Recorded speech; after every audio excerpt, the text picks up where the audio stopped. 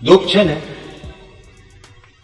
એ સાંભળજો, સાંભળવું છે, સાંભળવું છે. એ ભાગ્યશાળી હોય ને એને જીવનમાં દુઃખ આવે. લે બોલ, એટલે મેં પેલા કીધું સાંભળવું છે. હા, તમે માનશો જ નહીં કે જેને દુઃખ નથી આવતું એ ભાગ્યશાળી છે.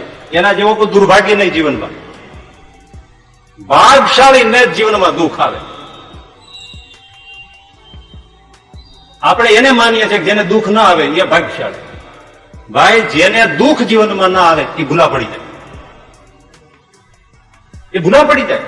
જેમ પૈસાનો વરસાદ થાય, જેમ બધી સુખ સાહેબી મળે, જ્યાં હાથ નાખે બધું હવળું પડે, ભગવાન ઓછા સાંભળે, ભૂલાવા માંડે. પણ જેમ દુઃખ પડે એટલે કુંતી માતાએ ભાગવતના પ્રારંભમાં જ ભગવાન કૃષ્ણ પાસે માંગ્યું, તું જો રાજી થયો હો હે કૃષ્ણ બાપ દીકરા, તો મને પગલે પગલે દુઃખ મળે. લે બાપ, ભગવાન કૃષ્ણ માથે હાથ ફેરવા માંડ્યા, ફૈબા ફૈબા તમે આવું શા માટે માંગો? તો કે રડતા રડતા કુંતા માતાએ કહ્યું કે બાપ, જયારે જયારે દુઃખ પડે છે ને ત્યારે ઉઘાડે પગે તું દ્વારિકાથી અમારી પાસે દોડી આવી ઉભો રહી જશો, અને જયારે મેં સુખમાં ગોઠવાઈ જાય છે એટલે તરત કહેશો હવે મારે દ્વારિકા જવું છે. વાત સાચી છે. છોકરું દુઃખી હોય ત્યારે માવતર ખોળામાં લઈને જ બેસે, ઘોડિયા પાસે જ બેસે, અને છોકરું રમકડામાં રમવા માંડે તો રસોડામાં જતી રહી.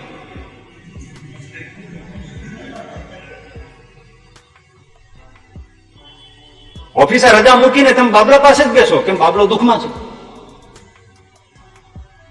દુઃખ ભાગ્યશાળીને આવે છે. આ બધું કઈ મને પૂરું સમજાઈ જાય છે એવું નથી, પણ થોડુંક તો સમજાય છે, થોડુંક તો સમજાય જ છે. હા, દુઃખ ભાગ્યશાળીને આવે છે, કારણ કે દુઃખ ઘડે છે. લોખંડ ગરમ થાય ને થોડા પડે ત્યારે જ ઘાટ બને ને. આ એમનેમ આવી રીતે સરસ મજાનો આ એમનેમ કઈ તપે નહીં, નથોડો અડે નહીં તા થાય. આ કેવું લીસું છે, આ આમનેમ થાય? જોવો તો ખરા, આમ જો ગણાની ટાઈમ જેવું કેટલું લીસું છે. આમ જો આમ આ ગરમ કર્યા તપાવ્યા વગર અને ભઠ્ઠીમાંથી નીકળ્યા વગર, જતરડામાંથી નીકળ્યા વગર આવું થાય? આપણે લોખંડની ફેક્ટરી જો માલિકો બેઠા ત્યાં તમારે, હું ગયો છું એકવાર, મને લઈ ગયા છે. આપણે પાસે ન રવાય એટલી હીટ હે ને. કેટલી 1200 ડિગ્રી ટેમ્પરેચર હોય, એમાં લોખંડની લાટા જેવી બધી પાટો અંદર ભડભડ થઈને લાલ ટાંડા જેવી થઈ જાય, ત્યારે એમાંથી આવું બને. દુઃખ ભાગ્યશાળીને આવે. દુઃખ ઘડે, દુઃખ જગાડે, જાગતો રાખે, સુખ સુડાય. આમ બે જેટલી બારીઓ એટલા એર કન્ડિશન નાખ્યા હોય, કો ભલો માળા ફેરવવા બેસે.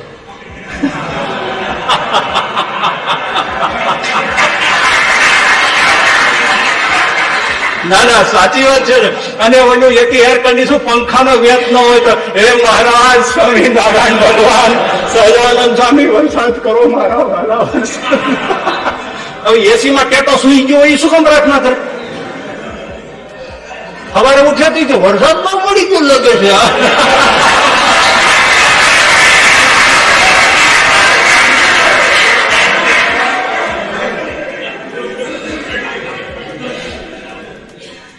દુઃખ જગાડે, દુઃખ ઘડે.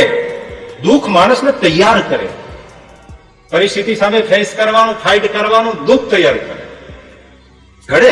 અને જો બહુ દુઃખ પડ્યા હોય ને, એટલો બધો તૈયાર થઈ ગયો હોય ને, ગમે તે પરિસ્થિતિ માર કાઢી નીકળી જાય, તૈયાર થઈ જાય.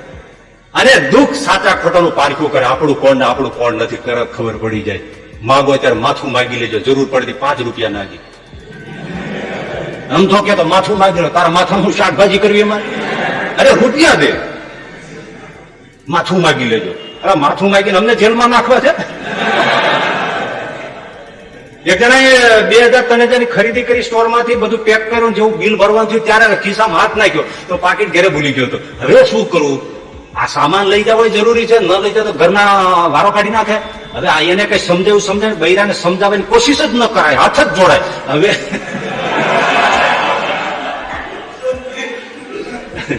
એ સમજે ને હું પાકેટ ભૂલી ગયો, પૈસા ન રહી ગયા, એ એક વાત તમારી સ્વીકારે જ નહીં કે તમે ખોટું જ બોલો, એ તમારે નહોતું લાવવું એટલે. એને બધું પેક કરાવી દીધું, પણ પોકેટ ઘરે રહી ગયું.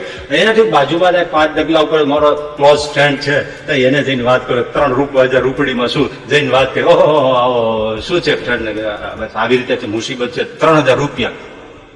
અત્યારે પાકીટ ઘરે ભૂલી ગયો છું ને આવું થઈ ગયું. યારે ભૂલી ગયો ઘરે, આલે 5 રૂપિયા રિક્ષા બાંધીને લઈ લેતો હશે રૂપિયા. મિત્ર ને કામ નો કોણ આવે, લે 5 રૂપિયા લે. કોણ કોનું છે એ ખબર પડી જાય આપણને, દુઃખમાં ખબર પડે. હા, પરિસ્થિતિ આવે ત્યારે ખબર પડે કોણ ચેલો ને કોણ નથી. દુઃખ આવે તે ખબર પડે. બાકી તો બધા કે કેમ છે સ્વામીજી, કેમ છે, બરાબર પીહ પડે ને ત્યારે એક એવું ભૂનારી કઈ ખબર પડે. દુઃખ તો બહુ સારું છે, ખબર પડે. દૂધ પાણી કરી નાખે. ધીરજ ધર્મ મિત્ર નારી આપતકાલ મહ પરીખી હે ચારી, તુલસીદાસજી લખ્યું છે. ધીરજ ની, ધર્મ ની, પત્ની ની, ધીરજ ધર્મ મિત્ર નારી, અને મિત્ર અને નારી આ ચારેય ચીજ તુલસીદાસજી કહે દુઃખ પડે ને ત્યારે જ ખબર પડે કે કોણ કોના છે. દુઃખ વિકાસ કરે, પ્રગતિ કરાવે, દુઃખ નવા રસ્તા વિચાર આવે. દુઃખ પડે ત્યારે, દુઃખ ન પડે તો નવા રસ્તા નહીં વિચારે, નવા રસ્તા વિચારે.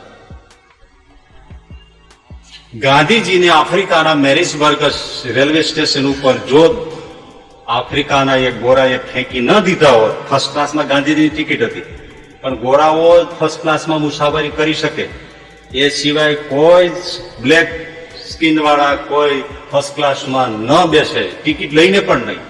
અને ગાંધીજી ફર્સ્ટ ક્લાસની ટિકિટ લીધી લઈને બેઠેલા, અને એમાં ગોરો આવ્યો પ્રવાસી, ધક્કા મારી સુટકેસ સામાન લઈને બધું કડતી ઠંડીઓ, હું બોલ્યો ને એવી ઠંડી, અને રેલવે સ્ટેશન ઉપર નાખી દીધા. એ સુટકેસ આમ પડી ગઈ, બધી વસ્તુ આમ પડી ગઈ. ગાંધીજીને ઘોર દુઃખ થઈ ગયું.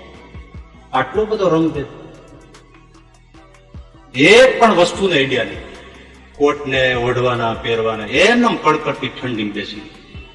ઘણાએ વિનંતી કરી કે તમે લઈ લો, રોઢી લો. તો ના, આ વસ્તુ આમ જ રહેવા દઈશ, હું આની સામે લડીશ. શા માટે આવું કર્યું? હું માણસ નથી?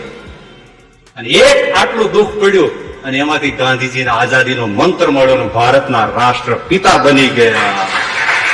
આખો નવો રસ્તો મળ્યો.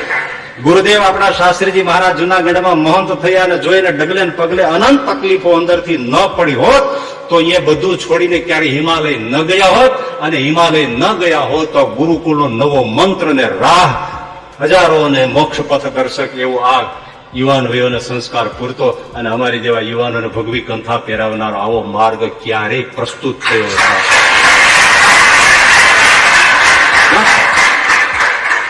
દુઃખ માણસને નવો વિકાસ, નવો રસ્તો, પ્રોગ્રેસ એ દુઃખ લઈ આવે છે. ધ્રુવજીને જો એની અપર માતાએ મેણું ન માર્યું હોત તો ધ્રુવ ઘર છોડત નહીં, વનમાં જાત નહીં, અને ભગવાનનો સાક્ષાત્કાર થાય એવું તપને નામ સ્મરણ કરત નહીં. નરસિંહ મહેતાને એની ભાભીએ હળદૂત ના કર્યા હોત, મેણા ન માર્યા હોત તો નરસિંહ મહેતા ઘર છોડત નહીં, અને મહાદેવને શરણે જાત નહીં. 7 દિવસ સુધી અનશન લઈને શિવ શિવ શિવ કરીને પડ્યા ના રહ્યા હોત, અને શિવે દર્શન આપ્યું ના હોત, અને શિવ થકી કૃષ્ણ ભક્તિનું વરદાન મેળવીને નરસિંહ મહેતા આજે જે પૂજ્ય થઈ ગયા એ ક્યારે થયા? દુઃખ ઉપયોગી છે.